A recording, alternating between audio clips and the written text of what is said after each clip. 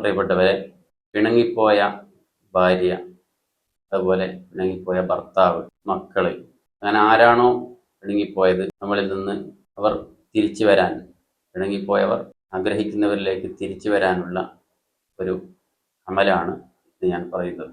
സാധാരണഗതിയിൽ പറയുന്നത് പോലെ നമ്മുടെ ചാനൽ സബ്സ്ക്രൈബ് ചെയ്യാനും മറ്റുള്ള ആളുകളിലേക്ക് എത്തിക്കാനും ചെയ്യാനും മറക്കരുത്. നിങ്ങൾ ചെയ്യേണ്ടത് കുളിച്ച് വൃത്തിയായി വുളൂ ചെയ്ത് നല്ല വസ്ത്രം ധരിച്ച് നല്ല സ്ഥലം തിരഞ്ഞെടുക്കുക. അതോടൊപ്പം ചിരട്ടയുടെ കണൽ, ചിരട്ട കത്തിച്ച് അതിൻ്റെ കണൽ ഒരു പാത്രത്തിൽ സൂക്ഷിക്കുക. നിങ്ങൾ 35 കർപ്പൂരം വാങ്ങാം. 35 കർപ്പൂരം വാങ്ങിയിട്ട് ഓരോ കർപ്പൂരത്തിലും ഞാൻ പറയുന്ന മന്ത്രങ്ങൾ, ദിക്റുകൾ മന്ത്രിക്കുക.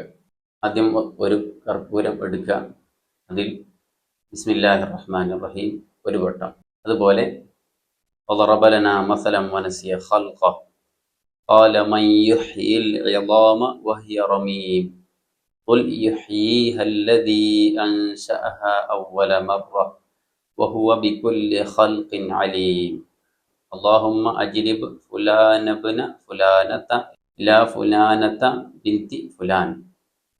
ഇത് 7 പ്രാവശ്യം ചൊല്ലുക. ഇവിടെ ശ്രദ്ധിക്കേണ്ടത് അല്ലാഹുമ്മ അജ്ലിബ് ഫുലാനബിനി ഫുലാനത്ത. അപ്പോൾ ആദ്യത്തെ ഫുലാൻ എന്ന സ്ഥലത്ത് എന്ത് ചെയ്യണം?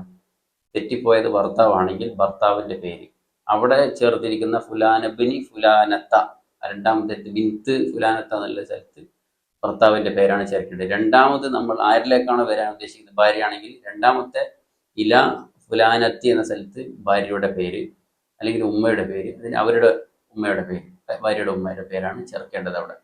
ഇത് നിങ്ങൾ വൃത്തിയിൽ എന്ത് ചെയ്യുക.